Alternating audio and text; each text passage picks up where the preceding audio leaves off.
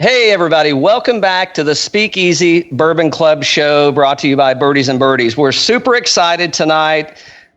We've got the Sunday Night Fight Club on, the Bourbon and Rye Club. Everybody knows him as Mikey. I can't lie, when I Skyped him tonight, it was Mickey Pinstripe. So he's Mickey from us from this point forward. And we've got Chris Blatner on, the Urban Bourbonist. So we're super excited. Just so how this started, we actually spoke with Mickey a month or so ago, had him on the show, and it was awesome. Had a great time, threw back a few glasses, and maybe more than a few, but enough to get loose. And he didn't turn down the invitation. But so this came about from this past Sunday, the Sunday Night Fight. And as they were reviewing, and we'll let them get into all the details, but somebody was messaging and said, "Hey, this would be great to put in a podcast." Gentlemen, have at it. we are. And I think the audience was drunk too, and they said, "Yeah, come on, yeah, you should do this on a podcast." I'm like, "Why not?" Like, hey. I know a couple of guys. So wait a minute, here we are. So it was a joke and we fell for it. Is what you're saying? Pretty much, you've been bamboozled. Yeah, the joke on you guys. Hey, not really. Yeah, you're right. You've got the good stuff right there, man. This was the winner last Sunday, so it was a good fight. Chris, I've been on the show before. Do you want to start with a little introduction? Yeah, sure. So, again, my name's Chris Blatner. You can find me on Instagram. That's really the only place I am on social media, and it's at Urban Bourbonist. Just a whiskey enthusiast that's kind of gotten really, really deep into this whole community on Instagram over the past year, and I've met people like Mikey, and we've created this really cool thing that we're doing on Sunday night fights. And I do an interview show also called the Urban Bourbon Hour that I do on Instagram live, and then post those interviews over to a YouTube page as well. So that's kind of like my background here in bourbon. I've been just on Instagram for just over a year now. I just had a 1-year anniversary earlier this month. Cheers. And cheers. And doing stuff like this is like right up my alley. I mean, I can talk forever about bourbon and rye and whiskey. I just love it. So basically what he's saying is we don't know how long this show is going to go. I can tell you mine's going to go about that long and no more. So you got a long way to go. Yeah, thanks, Chris. Mickey, you want to give us a brief one? Or not? Yes. A brief one? Yeah, I won't be long-winded, not this time. I was the last time. Chris and I, we put together Sunday Night Fights. God, probably was last year. So it was shortly after you came on to Instagram, Chris, I think. And we just had this silly idea of doing kind of something like boxing themed, where we pit two similar bottles, weight class or whatever, together that were accessible, that people could get their hands on. Because most of the things that you see in a lot of these tastings on the internet is, these wax top Willets from 15, 20 years ago, or Pappy Van Winkles, and all these really hard to get things. While that's interesting, it's not exactly accessible if you've never had those things. So Chris and I wanted to do something that was kind of, the daily drinkers. They weren't super expensive, and things that were clearly being overlooked by a lot of people in the whiskey world. And we found this little niche that we just really enjoy. We love the fact that, as you see, you've got Old Bardstown right there on the table, next to you. We love that people drink along with us, and they don't have to go, well, I wonder what that tastes like. They can usually find these things. So, it's our little thing, and we love doing it, and we're going to keep doing it as long as at least 2 other people watch. Well, you got 2 right here, I guess. So captive audience. But, the cool thing, just the whole premise and the idea and the model is so you picked them, and I did, but I don't have any more Rowan's Creek, so I couldn't taste test. I did have a bottle, but it's gone. But I didn't have to go to the store and get Old Bardstown. So think about the community and your audience, right? I mean, it was already on the shelf, and you release. I don't know what day exactly you guys release on, but you got some kind of teasers coming in of maybe some guest matches of what's it going to be, and you're kind of teasing the listeners or the followers. But I was excited to see that I didn't have to go out and get it, and I was more excited to see who was going to be the winner. And I can't tell. This is not my first bottle of Old Bardstown. That was my first bottle of Rowan's Creek, and I didn't buy another one. And I don't know if it was subconsciously. I mean, it's never really because I don't like it. I mean, can I say I'm an alcoholic on the show? Sure. Functioning. I'm a functioning alcoholic. So I drink what I like, and I didn't buy another bottle of Rowan's Creek, but not because it was bad. I mean, you guys talked about it a lot on the show. It wasn't bad. It's just this thing really, really came to life. And you did a great review on it, with your tasting notes, et cetera, and I'm sure we'll get into a little bit of that. But I did find another bottle of Old Bardstown, and probably one of the biggest reasons that I did it is, I like the taste better, but Old Bardstown is a little bit hard to find. So, and Rowan's Creek is on every single shelf. See, that's that's Mikey touched on it. That's kind of the idea that we put behind this is like, we want these bottles to be things that we're featuring that pretty much no matter where you are in the country, you can, if you don't have these, you can go and buy these bottles, and you're going to spend very little money to do it. So like this past weekend when we did that matchup, I mean, Mikey gets these for a steal down in New Orleans. Sure both these bottles. As I heard, man. Yeah. I mean, but like I'm in Chicago, it's probably one of the more expensive places when you're buying whiskey. And I think you could get both of these bottles for around $70 combined, which is not too bad to buy 200 proof bottles of bourbon from a really, really great distillery, and that's kind of the idea behind all of this. I mean, if you go back and look at all of our past matchups, we have an Instagram page for Sunday Night Fights, which is at Sunday Night Fights. And that was started kind of after we had kind of gotten rolling with this, but I went back and sort of archived the past fights that we've done. And if you look at those, I mean, if you went and bought all of those bottles, you would have one hell of a bar at home, and it would cost you very little money. I mean, if you add them all up, it's a lot of money, but if you were doing it kind of as we were doing the fights, I mean, you would not be breaking the budget, and you would have one hell of a bar. Yeah, Chris, I don't know if you can see me or not, but I'm pointing pointing at the bar behind me, and Mickey's doing the same thing behind him. So, but to your point, I mean, it's like a hell of a bar, man. And I mean, there's really nothing on the shelf that I'm afraid. Well, there's a few things on there that it's like, you better be a damn good friend if I'm pulling it off the shelf. But most of the stuff, I'm not embarrassed to pull it off the shelf. It's perfectly fine. So, but yeah, I mean, what a great idea. I did see Mickey had the Tyson on the TV. I don't know if you remember or not, but when we did our show, Dan asked, who's the Tyson of bourbon so far? So, very cool. So yeah, awesome theme, man. Yeah, absolutely. We definitely enjoy doing it, and like Chris's point, I'm even looking at your bar right now over your shoulder, and it's like you've got a really nice selection of whiskey there. There's nothing up there that I would turn down except for maybe the Dickel Bottled and Bond. You know what I mean? So you don't like that? I would say go ahead and hang on to it. Yeah, I'm good. This is the cool thing about like a bourbon is that you can have a really good whiskey selection or collection, whatever you want to call it, at any price point.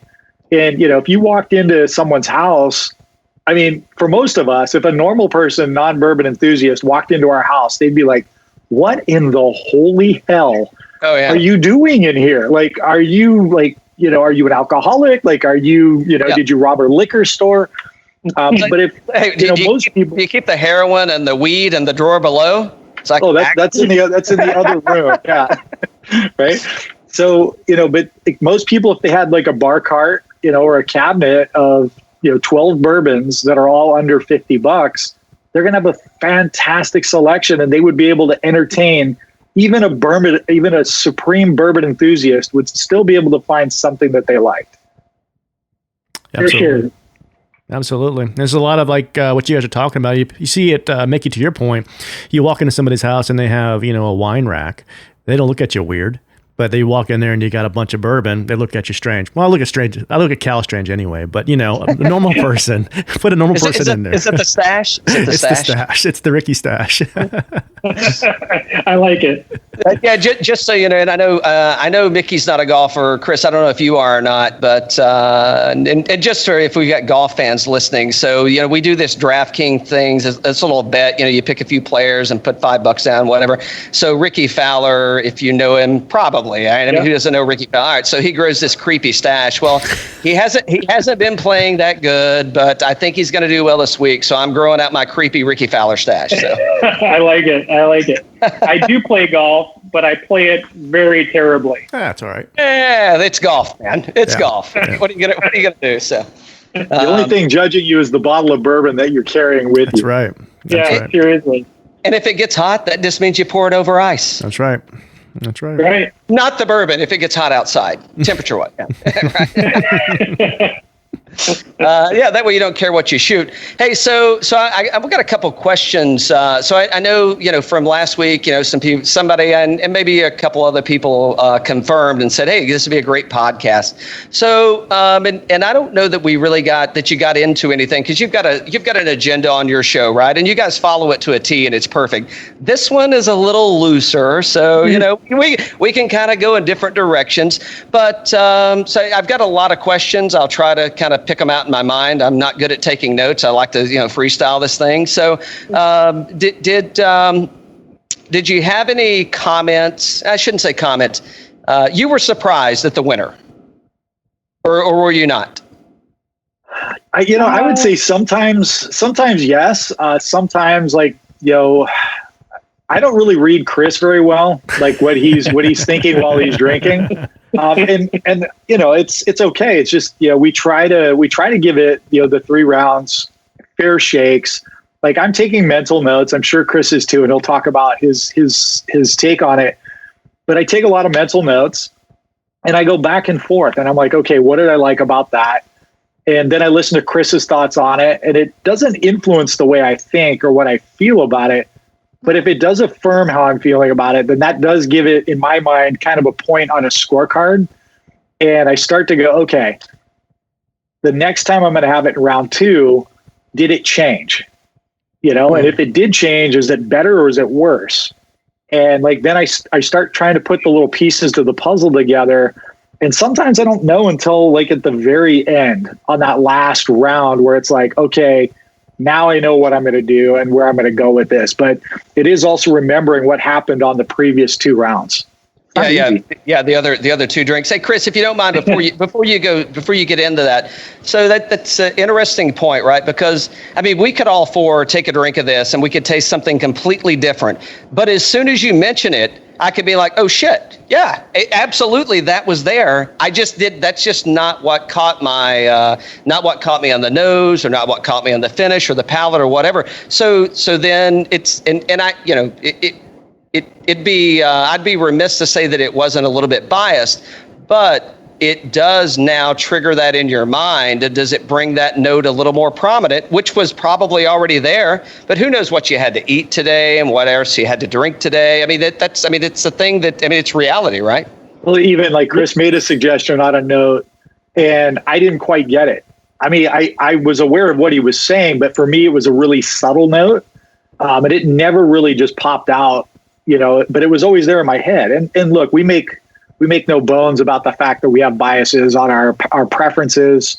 Like Chris said during the fight, butterscotch is the death sentence to the opposing fighter. If we get butterscotch, it's pretty much game over because it's such a great note. Yeah, it's a good point. Yeah. No, and I think like while we're doing the fights, I'm listening to Mikey to I want to know kind of what he's picking up. And you're right. Like if he says a note that maybe I'm not necessarily getting, of course the power of suggestion is there, and I may then find that note. But like you said, Cal, like it was probably there, but I just wasn't kind of registering with me. Yeah. But like if Mikey says it, then I'm like, oh damn, there is a lot of clove, or there is a lot of, licorice or whatever it may be going on with this whiskey, but I wasn't picking up on it. And I don't know that necessarily has any effect on like which direction I go or which direction Mikey goes with the voting. It's just kind of an awareness of what he's tasting, and can I pick up on that? There's plenty of times where I'm sure I say crazy stuff and Mikey is just like, no, not getting that.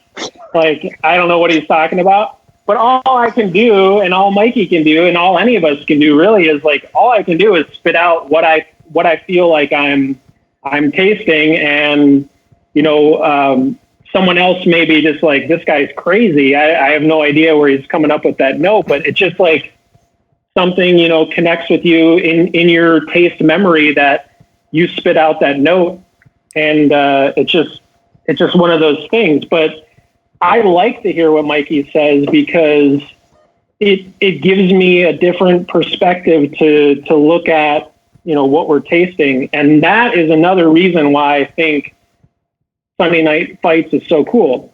I'm not saying that I'm this great taster, and Mikey's, I won't speak for Mikey, but I don't think he's saying he's some great taster. Hey, it's funny, Dan. That's what I heard, didn't you?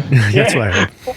I feel like we give this perspective that people can kind of look at and be like, oh, I kind of more associate with what Mikey is tasting, or I sort of associate more with like what Chris is tasting. Yeah. And we can give these point of views to people that they may be able to then go, hey, I'm going to pick up a bottle, and we're not promoting anything in any way, but they might be like, hey, I'm going to grab a bottle of Old Bardstown because I tend to like what Mikey tastes in his whiskeys. And I think that's a really cool thing about Sunday Night Fights as well. Yeah, it's also great too, because the commentary from some of the viewers is great. Like they're sharing their notes as they go along. And, every once in a while, like, you'll catch one of the comments that'll say, oh, this is a cherry bomb or something like that. And it's like, damn it, there it is. Like that's like I missed that's it. exactly that. Yeah. That's that thing that it was there, but I couldn't quite place it. You're completely right. When someone says a note and then it's in your brain, then you can't get rid of it. So one of my favorite tasting notes of all time was on Bullet Rye whiskey. It's not as prominent now that it's all Diageo made, but when it was sourced, my girl once said, she's like, it gives me a cherry cola, like flavor to it. Mm-hmm. And once she said cherry cola, that was it for me. I could never not taste it. It was always there. And it's interesting now because, if you have a glass of Bullet Rye, you won't get that note because it is a different whiskey. But I love the fact that people can suggest something, and if your palate can catch it, it's not like they're tricking you into tasting something you're not. They're just helping your brain identify something, and I love it. Yeah, have you guys ever had? I'm going way off base here, so we'll adjust in a second. Have you ever had Quarter Horse bourbon? No. I don't think I've had Quarter Horse. All right, it's not going to register then. But I'm like, this thing is. So we're back to the Old Bardstown. I didn't even talk about any of the notes, and you guys didn't either. I mean, this thing is named after a thoroughbred from the 50s that won a shitload of races. I guess that's why we're having a podcast. So Old Bardstown, Willett Distillery, it was named after a quarter horse. It was extremely successful during the 1950s. All right, back to, so like this thing to me, it's not mint julep because it's not sweet. But I mean, this thing all the way around, I mean, it is like spearmint. And I think it's mostly corn, right? I mean, there's not a lot of rye in there that's going to give it that like, so where's that coming from? I think it has, I think we said 13% rye. So it's not a high rye bourbon, but it's sort of approaching that level, but there must be something with Willett products, either the yeast that they're using or how it's being aged, that gives you those kind of herbal notes. And you say spearmint and mint with this Old Bardstown, and I can see that. I just get this grassiness, like this kind of herbal sort of quality to it that I find in a lot of the Willett products.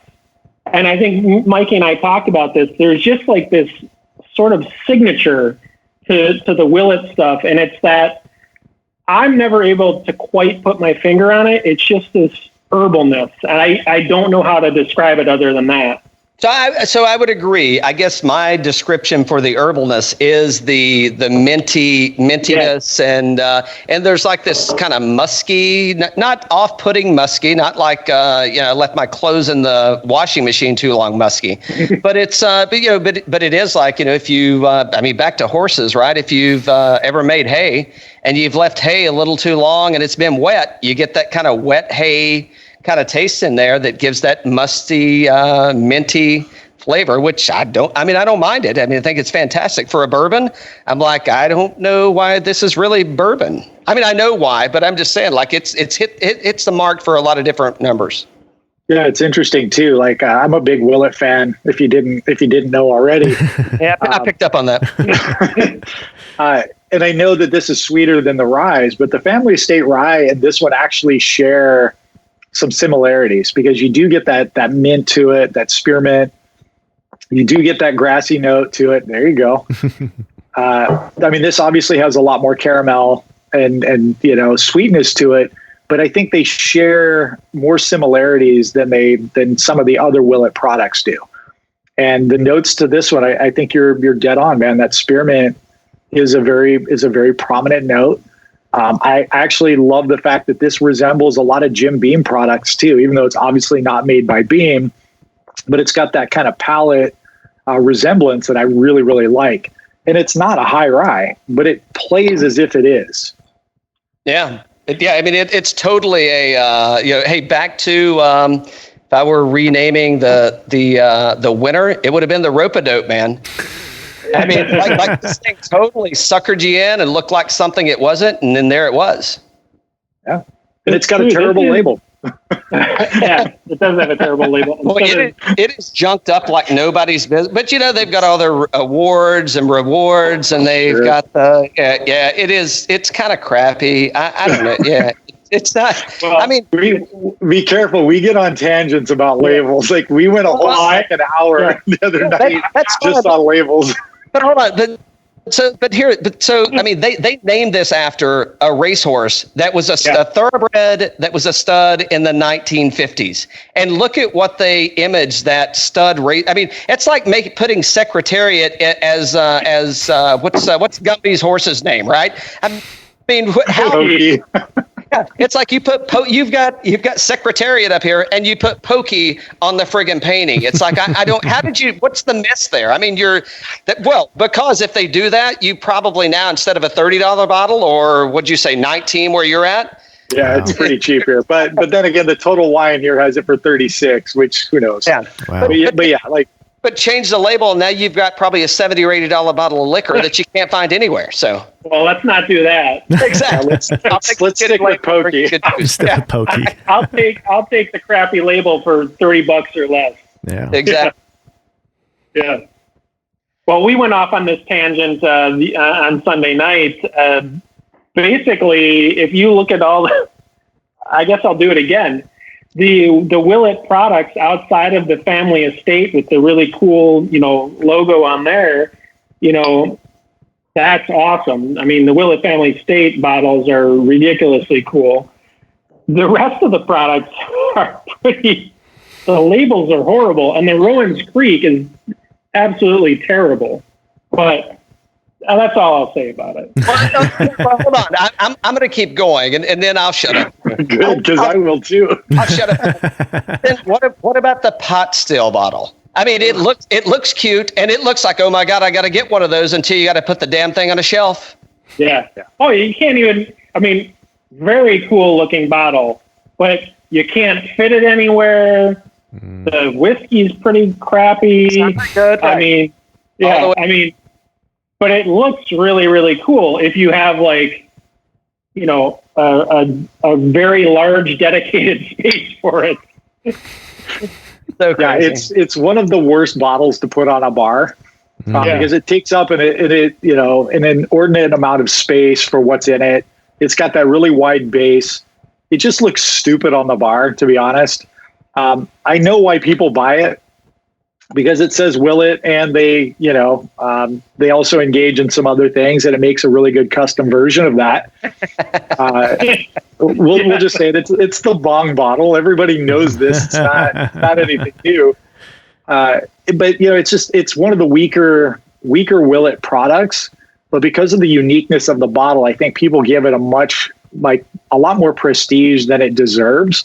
I would not take Willet Pot Still over Old Bardstown Estate. I wouldn't even take it over standard Old Bardstown. Nor would not even counting the bottled and bond. Like, right. It's just one of those things. The best things for a Willet Pot Still bottle are for bongs or is olive oil bottles, because they're beautiful.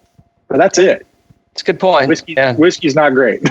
That goes to our other point that we were making. Like obviously the bottle shape matters. The label matters. Like when you're trying to market this stuff to people, I'll tell you, I live like 2 minutes away from a Whole Foods. They have a very crappy selection of bourbon, but they carry the Willet Pot Still. And I will tell you that thing, they cannot keep it in stock. They cannot keep that bottle on the shelf because people buy it. Wow. I don't know. There must be a lot of people. That's called bourbon. That's called bourbon and Coke. Bourbon and Coke. Yeah. I'm actually surprised. Sells like crazy. I'm surprised you can walk into a Whole Foods and buy bourbon in your neck of the woods. There, we can't. You can't do Georgia. I'm in Atlanta. Dan's in Raleigh, and no chance you can walk into any grocery store and buy any liquor, man. Yeah. Yeah. We have at Whole Foods here as well. California was really prevalent. Like the Whole Foods and Trader Joe's there had pretty good whiskey selections, to be honest. Wow, very cool. So it's your fans. I mean, you've got the platform. I've got a couple of different directions I want to go, but anything you want to hit on before I take off again? So we will go down whatever rabbit hole you want to go. So we've talked about, and maybe it's belabored, but so you've talked about how and why you're picking the bourbons that you're picking. So we already know it's accessible and it's affordable.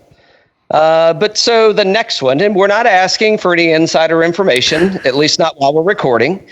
But I mean, so how are you going to pick the next one? I mean, what led you to? And if you want to stay on the Willet and Old Bardstown, I mean, Mickey, I know you're a big fan, but what's the next one? What's going to trigger that note for you that says this is the direction we're going? Oh, he's not talking. He's tuned me out. Uh-oh. I can't hear you, Mickey. Definitely hints on what we're going to do. We lost you on that one, man. We didn't catch you. Was that intentional? My headphone went out. I've been using it all day. So yeah, no worries. Sorry about that. Chris had a good idea of doing a Family Feud style series. We stopped pitting, opposing, distilleries against each other, but using the same stable of horses, per distillery. And so this was our first one that we've ever done. And we're going to go that route again for probably a couple more fights, probably over the next couple of months. We have not selected the fighters yet. Yeah. We don't want to know the fighters. Yeah, I'm just asking more kind of like, what's your direction and how are you picking? We don't know them. We would tell you if we knew them, but we sure Mikey they would. And I will just be like, hey, what do you think about this matchup? And yeah, let's do it. So it's not like we don't actually like plan this out all too much. Like I think the most planning we've done was like back earlier in the year when we did kind of like a little tournament style and we kind of picked like 8 bottles to go against each other. But other than that, we kind of just chat, over direct message here and there. And hey, what do you think about this matchup? Mikey, he's done most of the matchups. Like, he's really good at pitting these bottles against each other and figuring out like bottles that are very similar in terms of like maybe taste profile, or we definitely are looking at things that are equivalent somewhat in the price. Like, they got to be fairly close in the price. We're definitely looking at the proof point, because they need to be, if not exact, they need to be within a few proof points of each other in order for this to be kind of a fair thing. But Mikey's really good at kind of matching those up and kind of determining those matchups. But yeah, right now, I'm thinking we'll probably do one in not this Sunday, but next Sunday, and we'll figure that one out over this next week. But Cal, you had mentioned something earlier about have we ever been surprised at a winner? Yeah. And there's been a couple surprises, like going in where I was supremely biased, and the other whiskey actually ended up winning out. The biggest, I think, upset in my mind, like for me personally, was Early Times Bottled and Bond against E.H. Taylor Small Batch Bottled and Bond. Mm-hmm. So going into that matchup, I'm a huge E.H. Taylor Small Batch Bottled and Bond fan. Like, that was like my favorite whiskey going into that matchup. And I really liked Early Times too, but I was like, it's got no chance. It's like night and day, man. Yeah. And this is going to be like a complete blowout. E.H. Taylor's like way up here for me. Right. But when we sat down and tasted those side by side, I was like blown away at what I was tasting. And I think that was a pretty clear cut like winner. Early Times Bottled and Bond like won that one pretty clear cut. And I was like, wow, I need to reassess my favorite bourbon at this point, because Early Times kind of like wipes out the E.H. Taylor Bottled and Bond. And I say this almost every time we do the Sunday night fights. Tasting those whiskeys that we do side by side is really, really eye-opening and really, really fun to do. Like, it is such a fun experiment to take those two whiskeys, not blind, just taste them side by side and really try to be, objective about what you're tasting and what you're liking on that particular night. It's such a fun thing. So I'm going to derail us again. Mickey, I know you got something to say, but sorry. Well, no, but so think about Early Times, right? I mean, in Early Times in like the mid 50s or 60s, we got a common theme here. During the 50s, I mean, we've got popular stuff, but during the 50s, Early Times was the keynote bourbon in the U.S. I mean, it was the Jack Daniels it was the Jack Daniels of whiskey in the U.S., right? So, and it turned into a bottom shelf dumper that it's like, I'm only buying that if I've only got $14 and I want a gallon. So it's like, I ain't even looking down there because it's in a friggin' plastic bottle and it's still with the label from the 1950s. So what do you think about, because you said you're label whores, you guys both brought it up. So what do you think about, I'll give my opinion afterwards. My opinion doesn't count. Your listeners want to hear your stuff, but I'll keep mine quick. But what do you think about the new label for Early Times Bottled and Bond? Love it. 100% love it. I think this is the one thing that the Dickel Bottled and Bond also has in common. It's beautiful. There's not a lot of blue labels out there on whiskey bottles that aren't like Scotch or something else. Like if you think about bourbon, like off the top of your head, you could do what? Weller Full Proof, one of the Basil Hayden rum cask finish. I've never seen one of those. I have no idea. Right. Yeah, me neither. only on TV. Right. So like the bottles really stand out because they're blue and they're actually beautifully designed. They have great fonts. They're laid out really well. They're when you see Early Times bottled and bond on the shelf, which sadly is harder now. It doesn't look anything like its bottom shelf, Dust Bunny. Brown. Yeah, it's so beautiful. And, they put a lot of money into the rebranding of it, and they did a great job of it. It's gorgeous. I'll agree with Chris that fight probably surprised more people than any fight we've done, because the E.H. Taylors are so revered. Mm-hmm. They're so coveted. Like, everybody loves E.H. Taylor, and there's nothing wrong with E.H. Taylor. It's really good whiskey. But that night, it surprised an awful lot of people. It wasn't just Chris. There were a lot of people watching that were like, holy crap, like, what just happened? I was drinking side by side, and I have to agree. That was a really cool moment for Sunday night fights, and kind of takes us back to the first one we did, which was Wild Turkey 101 and Fighting Cock, and a lot of people are like, oh, Fighting Cock, it's crap. Like, it's a terrible label, which is true. No way it'll be Wild Turkey. And it did, and it's the side by side is so different than doing a blind taste where you're trying to determine what it is. Like, we fully embrace the bias of a label.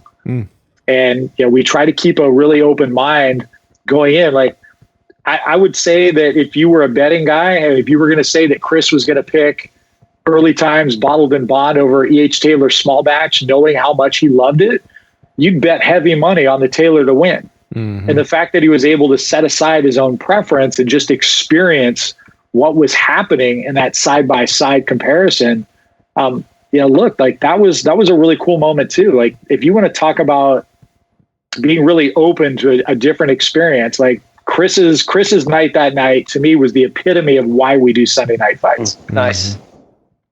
Very cool. Yeah. Well, so do you think I know you knocked on my Dickel bottle back here, and I'm not a big Dickel fan. Would you like me to do it again? You can. I'm not a big Dickel fan, and the first bottle I had, I couldn't really get into it. I got gifted a second bottle, and it's actually grown on me a little bit. So I'm not saying that you need to try it again, but it's not my favorite. I'm not going to buy another bottle. But I got it as a gift. I'm like, let me give it a try. And I had a couple friends over, and we popped it open. And I'm like, maybe it's not that bad. But think about the labels, and you talked about the blue label as it is. And I don't know who they didn't come out of the same house for sure. But the labels are very similar between the Dickel and the ET. Early Times. So, like, what's the similarity there? Are you guys? We're not in the know. So, do you guys have any insight? I think it was probably just a marketing opportunity to go, hey, that's pretty cool. Now, I don't know who copied who. I really don't. Or they went to the same marketing firm to get their feedback, and they're like, yeah, we'll do that. But here's who won clearly. Early Times won with both the labeling and the juice. Dickel, once again, win with the labeling, but they missed a little bit on the juice. So, there you go. And I would say most people would look, and if they saw them side by side and they weren't like in tune, they'd pick the Dickel up before they pick the Early Times up. And I think that's a clear miss. Yeah, that's labeling has a lot to do with it. When you drop that bottled in bond with that age statement, that's a really powerful marketing statement. It really is. And here, in all fairness to Dickel, I love their ryes. I think their rye is really good. I love Tennessee rye. So it's not that I'm just slamming Dickel. There are a lot of people that really like Dickel bourbons. There really are. And it is a flavor profile that I just don't personally prefer. So when I trash something, it's not that it's actual garbage. I don't mean to sound like I'm a snob or anything like that. It's really just not my palate preference at all. I get, people will talk about, Flintstones chewable vitamins a lot with a lot of Dickel bourbons. I remember Smooth Ambler, put out some of their whiskeys over the last 2 years that was using Source Dickel, and some of them were really, really Flintstone-y. So if you like the Flintstones chewables, you're going to love Dickel. I grew out of that. But hey, some people really love that flavor profile, and I don't mean to slight any of them. It's really just, I want to be clear. It's like, we're not throwing shade just to throw shade. Like, it's really based on our own personal palate. Personal preference, and completely fine. And I don't know, I don't remember. I was probably drinking more than you guys were the other night, but The Old Bardstown doesn't really, so there's no age statement. And back to a lot of, and I mean, it's like, does it really need, I mean, they could definitely put an age statement on there and get rid of some of the other junk. But the label. Right. Well, but I mean, what do they call, like 10 years? Is that what they they're anchoring on ish? There's for the Old Bardstown Estate Bottled, I couldn't find anything definitive on it, and I should have just asked them, but because like the Rowan's Creek is 6 to 7 years, and they told me straight up it's 6 to 7 years. What I could find about the Old Bardstown is that there definitely seems to be some older bourbon in there. I did see some mentions of 10-year bourbon potentially being in it. Definitely don't think it's all 10-year bourbon. Mm-hmm. Or else they'd probably be, they'd be touting that as well. Right. But I do think there's probably some higher aged bourbon in there, probably cut in with, some 4-year stuff that kind of balances it out. And I don't know, but what I do know is it tastes really damn good. Nice. We could go down a whole tangent on age statements. The age statement doesn't make the whiskey. If you put 1 drop of a 2-year whiskey into a 20-year-old bourbon, you have to, if you're going to age state it, it's got to be 2 years. Mm-hmm. Which is really, I think, I understand from the old laws, type of perspective on why they do it that way. But as a consumer, I don't think it really benefits us with having an age statement that's based on the youngest whiskey in the bottle. Because if you've got a blend of, 16, 12, 10, and 8, and the majority of that whiskey is older, I, as a consumer, would prefer to know the average age of the whiskey that's inside. Mm-hmm. So if it's 50%, 12 year and 50% 4, right smack in the middle is going to be what I would like my age statement to represent. But that's me as a consumer. Mm-hmm. I think it's definitely not at the forefront of most whiskey fans. They're looking for that number on the bottle. It's like, oh, Dickel, that's a 13-year. I'm getting that because that's 13 years. Or do what Bardstown Bourbon Company does on their blends, and they break down the percentages of everything that's in the bottle. They say 47% 11-year, 23% 4-year, and they say it's Kentucky or it's Tennessee or wherever the blend is from. And I realize this is labeling that way is not easy to do, especially if your blends are changing. So to be able to do that on the bottle is probably very difficult, right, for distilleries to do. But if you're doing specific releases, like Bardstown is doing, they're doing numbered releases of their products, so they can do that. They can break it down for each release, and that's just fantastic to me from a consumer perspective to see that. And even if they could do an average age statement, like Mikey said, I think would be so huge for a lot of these distilleries, because most of them just drop it because they don't want to have to put 2-year on there, or they don't want to have to put 4-year on there when the majority of the product is 10 years old. If they could do an average, it would be much better for them. It would be, I think, a service to the consumer as well. So that'd be an interesting change to see happen in the industry in terms of labeling. We're playing out of the other fairway here, but we can still get to the green in 2, and it's a great point. It's a great point, because think about it though. I mean, think about, you've got a proof and you've got an ABV, and an ABV is already represented as a percent. And I mean, that would be a great place to put the average age year for this is X, right? Whatever the number becomes. And I mean, maybe they don't want to do, I think there's a lot of reasons they don't want to do it, but the 2 main ones is because probably the average age year may be something they don't want to announce because it might be extremely low. Even though it's good juice, I think from a marketing standpoint, you might turn a lot of people off. The second piece of that is you've got Jack Daniels, right? I mean, you can't go anywhere in the world, and it's not bourbon, but Johnny Walker. Go anywhere in the world and ask somebody if they know what Jack Daniels or Johnny Walker is, and nobody is going to say no if they can speak, if they can talk. No matter what language they speak, they can still say Jack Daniels and Johnny Walker. And as soon as you change that label, you've lost. Coca-Cola tried to change their label. Guess what? They changed that shit back. so again, but back to, and I'll shut up in a minute, maybe. But go back to early times. Early times was dead on the vine, man. Early times is gone. All they have is capacity to make liquor. They don't have a brand.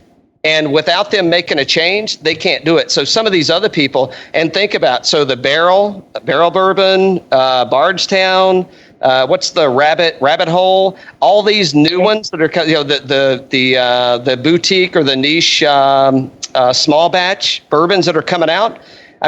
They're setting themselves up to get bought by the big ones unless they just want to run the business. But eventually they're going to offer them a crazy amount of money because the Jack Daniels, the George Dickel's, the Dewar's, all these brands are going to go down a hole because the consumers that are coming on today, and sorry, I'm long-winded, but it's just like golf, man. And we talk about this on our golf podcast.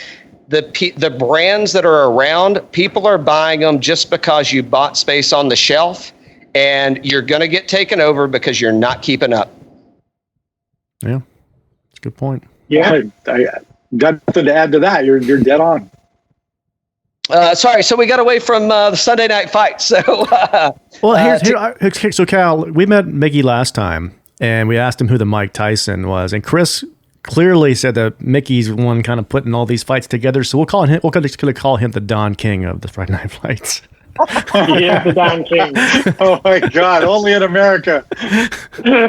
Only in America. Yeah. Well, we'll have to spike our hair up next time, I guess, Chris. I don't know if the other two guys will be able to. Oh my God, Don King. Hey, so what I do want to, so we're going to clip this thing out. We don't have to stop by all means. We can keep going, but I do want to get this in, and I want to share. We'll be sure to share some clips with you guys about, some maybe what are your people? What do the Sunday night fights people want to hear, and how often do they want to do this? Because this is our first time meeting as a foursome. Golf pun intended, but golf. But how often do we do this? Is it do we meet once a month, and do we go through the four winners, and do we hash those out and talk about a winner of the month?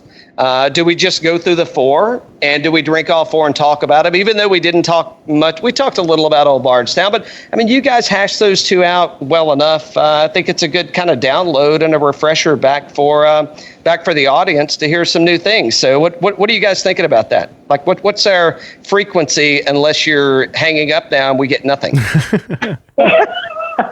Bye. I'm out. Hey, like I said at the top of this, this is, I love talking about bourbon. I love talking about whiskey. So I'm game for talking about this anytime you guys want. Cool.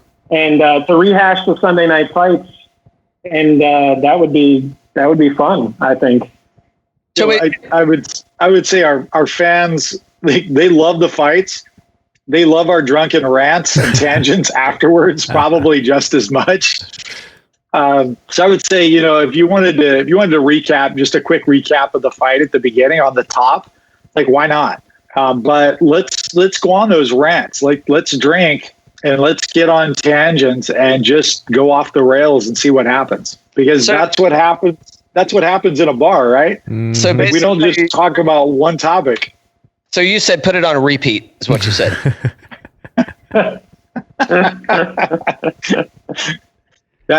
I'm down to talk about whiskey, go down tangents, rabbit holes, you name it.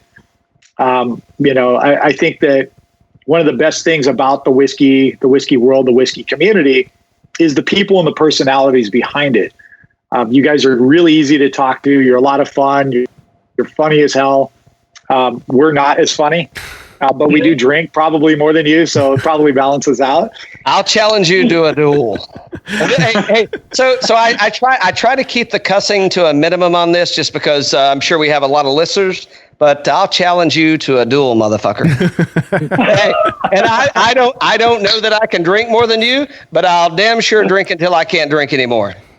Hey, I'm all about that. Like, what the hell? I'll raise the glass to that. Yeah, for sure. See, I'm on my best behavior because it's your podcast. I'm not dropping any bombs right now. Yeah, we try to keep it PG, but outside of this, man, I'm like a sailor. My dad was a sailor, and I'm like a sailor. So I let it fly. So I try to keep it PG. So because Dan, he's got the shit into the horse, man. Because he's like, so after we get done, Dan's gonna be like, he doesn't. We do not edit. We do not edit. But what Dan does, so I live in a loft in Atlanta, and we've got I've got this big air unit like on the inside. It's like a 1900 building, and it's like loud as shit. So he goes in and he carves out like the noise from the fucking thing. That way people can hear us when we're actually talking, Yeah. So Yeah. Got to clean the audio up for sure. Yeah. Make him sound good. Sorry about that. I'll get a better microphone than my AirPods for you next time. No, it's fine. Yeah, man, no, you don't need. You sound great. Yeah, but I've really enjoyed this, and I'm not trying to cut us off, but I do want to know. What's your shit? Mickey ain't gonna work. Chris, we haven't had you on yet, so because Mickey's gonna say the kickin' chicken, man. I could go pull it off the shelf and bring it down. So he does. You want to, Mickey? You want to say it? What's your bourbon? What's your bourbon? Fighting Cock. Okay. All right. All right. Thank you, Chris. So what's your go-to? Like, if you only have one more that you can drink again, what is it? Ooh, tough question, but it's going to be a bean product, and it's probably going to be Old Grandad 114. Oh, Ooh. I just absolutely love that bourbon. I mean, to me, that is like, I'm still listening, kind of. you can do anything you want with that bourbon. Yeah, there you go. A little mellow corn, little 114. That 114 to me though, it's just like you want to drink it, neat, fantastic. It's unreal. You want to put it into a cocktail, it'll stand up to anything you can throw at it, and it's just one of those bottles. And on top of it, it's $30. I'm sure in New Orleans it's less. It's probably $24.99. $24.99. It's not that much. Yeah. So I mean, you can't for what you're getting in that bottle. It's almost untouchable to me. I mean, I have a lot of things that I really like, but if I had to pick one, like you can only drink one bourbon, I think I would pick the OGD 114. I just love that bottle. Yeah, I mixed that with Mellow Corn 50/50, and that is friggin' fantastic, man. Mellow Corn and OGD 114 50/50. Do you have can you see? I gotta try this. No. Send me your address, man. I've already got them mixed up. I got a little cheesy Birdies and Bourbon sticker on it, and I'll send you a bottle. There it is. I gotta try it. Yeah, this is going on the bar. This is going on the bar later. Sweet. Yeah. Sweet. Yeah, I'll send you a bottle, and it's I mean, it is you can mix it in something. You can drink it straight. You'll just drink it straight. But I mean, it is that Mellow Corn is I think that's probably one of the most underrated bourbons that are out. I guess maybe whiskey, but but I mean, it's real sweet, But when you cut it with and especially so if you like the 114, you can cut it in different ways. I just like a good 50/50. It's easy, when I get drunk and I don't have to really measure. It's just like a little this, little that. But yeah, man. I mean, it works out fantastic. And that's my house blend that I keep at home in a decanter. And people are like, what is it? I'm like, that's a house blend. Like, well, what's in there? I love that. I mean, so they'll hear it now, and I've told people over time, but I try not to like really air it out, because if I said, oh, it's Old Granddad 114, people don't really hear the 114 unless they're booze snobs. And if I say mellow corn, most people are going to be like, what the hell is mellow corn? And when they see the label, then they're really going to be like, what's this hillbilly shit you're drinking, right? So, but hey, I'm from East Tennessee. Yeah, it's like some kind of knockoff Mountain Dew in a bottle, right? It's like, what is that? Yeah, it's like mellow yellow. There you go. Yep. It's funny, like it just thinking about like your house blend and Chris saying OGD 114 and me saying Fighting Cock. Like, look, if obviously, we all have something way more expensive than any of those on our bars, right? We could pull 10 bottles off the bar that's way more expensive than any of that. Look, if we were all like Alexander Rodriguez or Tiger Woods rich, right? Okay, I'm going to drink Kentucky Owl Rye for the rest of my life, and I'm not touching anything else. You just think great name. Yeah, but that's not the reality that we live in, right? Like, we may be able to afford those, but it's not something we can afford to drink every day. And honestly, take everything out from behind me and just get rid of it. Any like Old Granddad 114, Fighting Cock, Wild Turkey 101, I'm still going to be able to drink really good whiskey and not break my bank. Have you guys tried? So, I mean, we just mentioned a lot of Heaven Hill products right there, right? Have you tried the Heaven Hill? I think it's got a different name, but the 23 year that came out. I've not had that. The 27 year. 27 really limited. No, it's 27 year. I actually have had it. Yes. Is it? So I was in. In my day job, it allows me to be in Kentucky from time to time. Not now since COVID. But I did have a chance going to visit a customer, and I went up by there and I stopped in because you can't find it on the shelf anywhere. So, and it was, I don't know, some ridiculous amount of money, like at $1,700 or something, it was crazy. So, and I'm like, yeah, no, I'm going to pass on that. So, so is it? And I don't think any of the Pappy stuff, I don't think it's anything that it's worth. I mean, it's cool. I mean, it's like shooting a buffalo and mounting it on the wall, right? It's expensive. It's good. There's a reason why people overpay for it. There's a reason why it's hyped. Is it worth $1,500 for a Pappy 15? No, of course not. You could buy an entire bar full of great whiskey for that one bottle, right? But there's prestige to it, and I get it. And I've had all the Pappies throughout my life, and they're really good. There's a reason why Anthony Bourdain, when he would go to a place, he wanted Pappy 23. There's a reason for that, because it's really an exceptional whiskey. But not all of us we're Anthony Bourdain, and on a company budget where he could just, there you go, CNN, here's my expense report. Sorry about the $500 I spent at the bar last night. But like the Heaven Hill 27, the biggest complaint I heard about it, and there were two outside of price, was one that it was over oaked, like it was really, really woody. And the second was that it was low proof. It was like, I think it was in the 90 range. Well, no bourbon that's been in a barrel for 27 years, if you just pulled it out of the barrel at barrel strength, is going to taste good. It's got to lose something. Terrible, right? So the fact that they settled on like a 90-ish proof to make that palatable is like, proof does not equate quality, especially when you're over, I'd say 15 years on a bourbon. At that point, like, you should expect something sub 100 easily, and be grateful that it's not sub 90. So I liked it. I thought it was really good. It was definitely a lot more affordable, ? Than some of the Pappy offerings, which were obviously the Pappies are younger. So I feel bad for Heaven Hill because. So do you think it's a miss on their part? And that may not be a fair way to put it, but it's a fair way to put it. I mean, do you think it was a miss?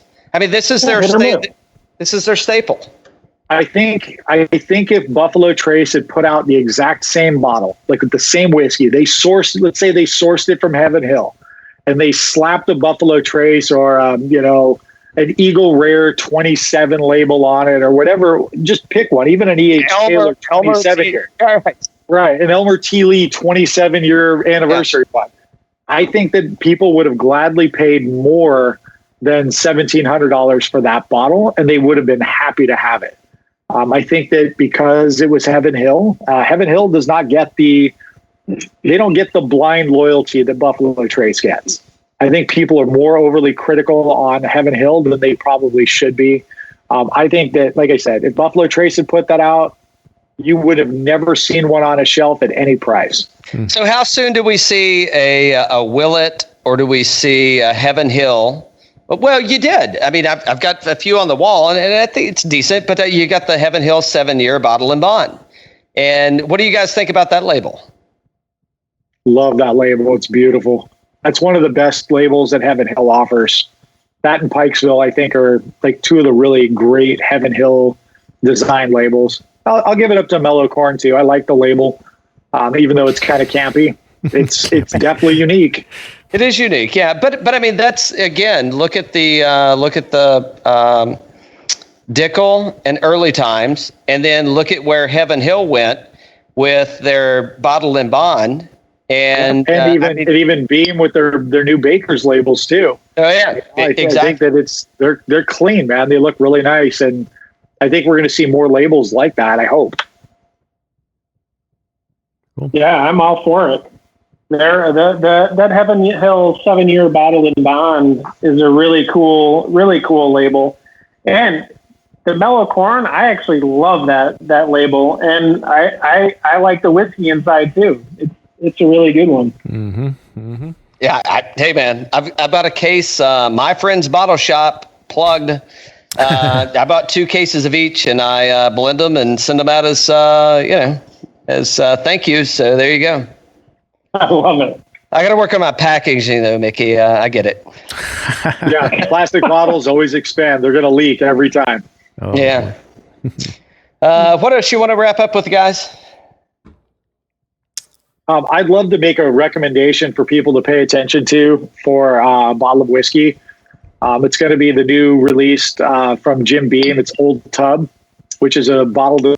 Hey, everybody. Hope everybody's having a good time. Hey, sorry about this. We had a little bit of a technical difficulty last night when we were recording the great audio and video with the Bourbon and Rye Club and the Urban Bourbonist.